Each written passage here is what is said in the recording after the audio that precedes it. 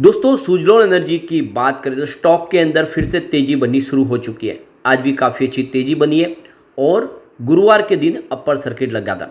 अभी फिलहाल स्टॉक को एएसएम लिस्ट में शामिल करने की वजह से वॉल्यूम लिमिटेड है। अगर ये वॉल्यूम बढ़ने लगे तो इसमें प्राइस भी बढ़ने की संभावना बहुत तेज़ी से बढ़ सकती है। फिलहाल अगर आप देखें तो ब्रोकरेज हाउस इस समय स्टॉक को लेकर बुलिश है, क्योंकि सुजलॉन एनर्जी ने लगातार बहुत कुछ अचीव कर लिया है। जो प्रॉब्लम थी इसकी 2-3 साल पहले, यानी 2020 के पहले जो प्रॉब्लम थी वो सारी धीरे धीरे खत्म होती हुई दिखाई दे रही है। गवर्नमेंट का पूरा सपोर्ट मिला और ऐसे में कंपनी ने लगातार अपने बिजनेस को बढ़ाया। बहुत सारे कॉरपोरेट हाउस है जो इनको लगातार ऑर्डर दे रहे हैं। क्या आने वाले समय सुजलॉन कमाल कर सकता है? वैसे कंपनी अब मिड कैप बन चुकी है जो पहले स्मॉल कैप हुआ करती थी। ऐसे में क्या इन्वेस्टमेंट का ये सही मौका है? जानने की कोशिश करेंगे इस वीडियो के माध्यम से।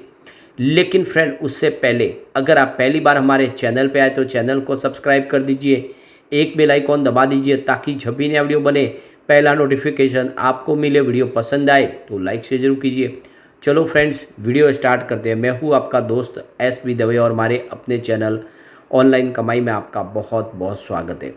तो सबसे पहले बीएसई सेंसेक्स की बात कर ले तो आज 74,014 के स्तर पे क्लोजिंग दी है। बहुत अच्छी बात यह है कि फिर से बाजार ने 74,000 के स्तर को छू लिया है, यानी स्टॉक सारे के सारे काफ़ी अच्छा करते हुए दिखाई दे रहे हैं। स्पेशली मिड कैप ने आज कमाल किया है और 363 पॉइंट की तेजी थी बाजार में, 0.49% की, यानी लगभग आधा परसेंट की तेज़ी हमने बीएसई सेंसेक्स में देखी है। लेकिन निफ्टी एनर्जी में तूफानी तेज़ी थी। 39,489 के स्तर पे 469 पॉइंट की तेजी थी, यानी 1.20% दौड़ा निफ्टी एनर्जी और इसका पॉजिटिव असर देखने को मिला हमें सुजलॉन में। अब सुजलॉन के स्टॉक की शुरुआत तो निगेटिव हुई 39.95 पर, क्लोजिंग थी गुरुवार की 40.40 के आसपास। तो अभी भी रिटेल इन्वेस्टर बहुत ज़्यादा डरे हुए। एफआई भले ही इसमें जम के खरीदारी करे हो, लेकिन रिटेल इन्वेस्टर को लगता है कि स्टॉक नीचे आएगा और वो अभी भी बिकवाली करे। इस वजह से दबाव में शुरुआत हुई, लेकिन आप देख सकते हो कि 38.40 का लो बना, काफ़ी नीचे स्टॉक गया, प्रॉफिट बुकिंग का माहौल बना, लेकिन निचले लेवल से ज़बरदस्त खरीदारी भी शुरू हुई और इसने 41.75 का हाई बना दिया। लगभग 42 तक जाता हुआ स्टॉक दिखाई दिया। अंत में क्लोजिंग 41.25 के आसपास रही है, जहाँ पे 2.10% की तेज़ी देखने को मिली। तो काफ़ी अच्छा प्रदर्शन करता हुआ दिखाई दे रहा है। अब आप ये देख ही सकते हो कि पिछले 3 ट्रेडिंग सेशन में इसने शानदार प्रदर्शन किया है।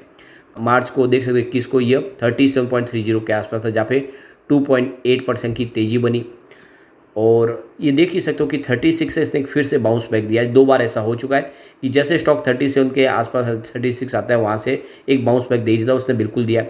22 मार्च को स्टॉक 37.35 के आसपास क्लोजिंग दी, जहाँ पे 0.1% की तेज़ी थी। 26 मार्च को जरूर इसमें थोड़ी सी गिरावट हुई, 37.10 के आसपास क्लोजिंग थी, जहाँ पे 0.7% की गिरावट हुई। लेकिन 27 मार्च को स्टॉक आ गया 38.50 के आसपास, 3.8% की शानदार तेज़ी के साथ। फिर 28 मार्च की बात करें तो 40.40 के आसपास स्टॉक आया, 5% का अपर सर्किट लगा, यानी 2 ट्रेडिंग सेशन में ही लगभग 9% की तेज़ी और आज फिर से 2% की तेज़ी, यानी 3 ट्रेडिंग सेशन में लगभग 11% की तेज़ी बन चुकी है। वॉल्यूम थोड़ा सा कम है। अब आप देख सकते हो पिछले 1 महीने पहले इसका 5 करोड़ का पूरा डिलीवरी बेस काम हुआ। 1 वीक पहले 5 करोड़ का ही काम था और देख सकते हो कि गुरुवार के दिन 6 करोड़ का डिलीवरी बेस काम हुआ। आज 4 करोड़ का ही वॉल्यूम हुआ। तो फिलहाल स्टॉक एएसएम लिस्ट में शामिल है और इसी वजह से ये आप देख सकते हो कि इंट्राडे ट्रेडिंग नहीं होने की वजह से जो वॉल्यूम लिमिटेड हुआ है, तो आप देख सकते हो कि प्राइस उतनी तेज़ी से बढ़ नहीं पा रही है। एक बार एएसएम लिस्ट स्टेज 4 से नीचे आ गया तो फिर ये स्टॉक फिर से रॉकेट की गति से दौड़ने को तैयार हो जाएगा। अब यहाँ पे देख सकते हो कि इनकम टैक्स डिपार्टमेंट की तरफ से इनको 2 पेनल्टी अलग अलग लगाई गई है और आप देख लीजिए जो पूरा मामला है फाइनेंशियल 2015-16 और फाइनेंशियल 2016-17 का है, जिसमें 87.59 करोड़ की एक पेनल्टी लगी है और 172.676 करोड़ की दूसरी पेनल्टी लगी है। तो इस तरह से 2 पेनल्टी अलग अलग लगाई गई है सुजलॉन एनर्जी पे इनकम टैक्स डिपार्टमेंट की तरफ से। यहाँ पे इस पेनल्टी के बाद सुजलॉन एनर्जी का कहना है कि ये जो पेनल्टी हमारे पे लगाई गई है ये गलत है और हम इसके लिए आगे अपील करेंगे। ये पेनल्टी हम नहीं भरेंगे, बल्कि हम आगे जो भी कानून की जो राय लेके आगे हम अपील करेंगे और इस पेनल्टी को हम माफ़ कराने की कोशिश करेंगे, क्योंकि हमारे हिसाब से ये जो पेनल्टी ऑर्डर लगाई गई है प्री मैच्योर है और हमने हर तरह से जो भी हमारा जो टैक्स लीगल बनता हमने पूरा पे किया हुआ है।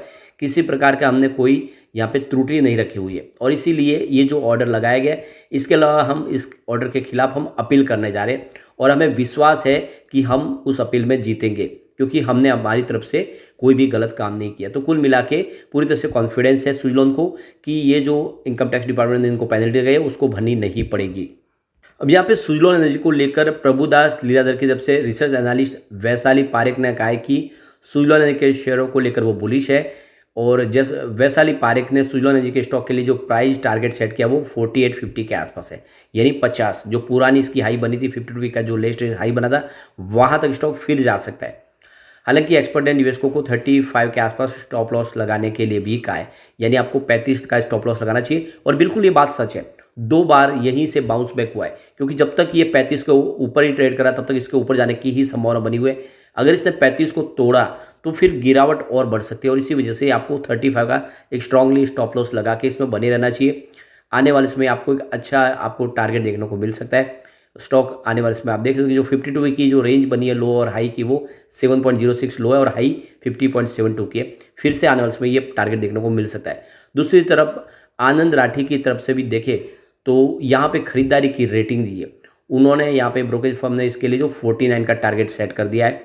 तो कुल मिला के देख सकते हो कि 2 ब्रोकरेज हाउस है जो इस समय 50 के आसपास का टारगेट दे रहे।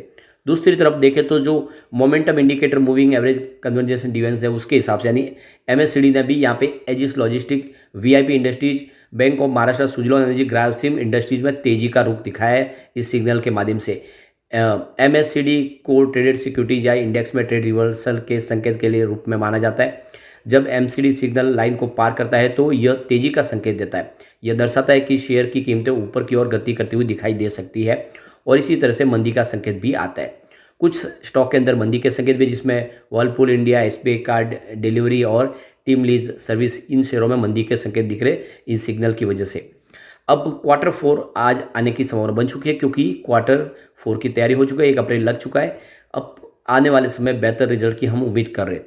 आज से इनसाइडर ट्रेडिंग के लिए ट्रेडिंग विंडो को भी क्लोज कर दिया गया है। कंपनी से संबंधित आप कोई ट्रेडिंग नहीं कर पाएंगे, चाहे वो बोर्ड के सदस्य हो, मैम या प्रमोटर ग्रुप से हो या कंपनी के एम्प्लॉय, सबके लिए ट्रेडिंग विंडो क्लोज हो चुकी है सेबी के रूल्स के तहत। अब रिजल्ट की बात करें, 2019 में इनका रेवेन्यू 5024 करोड़ के आसपास था, जो 2020 में गिर के 2972 करोड़ के आसपास आ गया। काफ़ी ज़बरदस्त रेवेन्यू गिरा। उसके बाद रेवेन्यू फिर बढ़ना शुरू, 2022 में 6581 करोड़ तक पहुंच गया। 2023 में थोड़ा सा स्लाइटली कम रहा, 5970 करोड़ के आसपास। लेकिन ओवरऑल अगर हम इसको कंपेयर करें 2020 से तो आपको दुगना होता हुआ दिखा देगा, काफ़ी अच्छा बढ़ा है। यहाँ पे प्रॉफिट की बात करें, उत्साहवर्धक आंकड़े हैं। यहाँ पे 2019 में जो लॉस था कंपनी को 1531 करोड़ के आसपास था, वो 2020 में बढ़ के 2691 करोड़ तक पहुंच गया। भारी भरकम लॉस हुआ। 2021 में 100 करोड़ का प्रॉफिट हुआ। 2022 में फिर से 166 करोड़ का बड़ा लॉस हो गया। लेकिन 2023 काफ़ी शानदार रहा, 2887 करोड़ का ज़बरदस्त प्रॉफिट हुआ। यानी कंपनी भारी भरकम लॉस से प्रॉफिट में आ चुकी है। इसका EPS जो लगातार निगेटिव था पॉजिटिव हो चुका है। 2020 में 4.97 रुपीज़ निगेटिव था, इस समय 2023 में 2.64 रुपीज़ पॉजिटिव हो चुका है। ओवरऑल इसका प्रदर्शन बहुत बेहतर दिखाई दे रहा है। इसके अलावा FI इस स्टॉक में पूरा भरोसा करे। दिसंबर 2022 में उनका जो निवेश था वो मात्र 7.65% के आसपास था, वो दिसंबर 2023 में बढ़ के 17.83% तक पहुंच गया। यानी लगभग 10% की भारी भरकम होल्डिंग FI ने बढ़ा दी है पिछले 1 सालों में। FI की पहली पसंद बना हुआ है, जबकि यहाँ पे जनरल पब्लिक ने अपनी होल्डिंग को घटाया। दिसंबर 2022 में जहाँ पे 72.01% के आसपास होल्डिंग थी, वो दिसंबर 2023 में 62.74% के आसपास है। तो जनरल पब्लिक की जो शेयर है वो इस समय FI के पास जाते हुए दिखाई देंगे। अब DI की बात करें, दिसंबर 2022 में उनकी 5.83% की होल्डिंग थी, वो दिसंबर 2023 में बढ़ के 6.16% हो गई है। तो DI की होल्डिंग भी बढ़ी है। वैसे सितंबर में ये काफ़ी ज़्यादा थी, 9.83% के आसपास, उस मुकाबले जरूर कम है, लेकिन ओवरऑल पिछले 1 साल के हिसाब से अभी DI की होल्डिंग भी बढ़ी है। कुल मिला के निवेश का अच्छा मौका है। अगर आप सुजलॉन में हो, लॉन्ग टर्म के लिए स्टॉक को होल्ड करते हो, आने वाले समय आपको मालामाल कर देगा। लेकिन फ्रेंड, कोई भी इन्वेस्टमेंट करने से पहले अपने फाइनेंशियल एडवाइजर से बड़े ले या अपना खुद का रिसर्च करें, क्योंकि मैंने वीडियो आपके एजुकेशनल पर्पज़ के लिए ही बनाया। वीडियो पसंद आए तो लाइक से जरूर कीजिए और चैनल को सब्सक्राइब कर दीजिए। Thank you friend.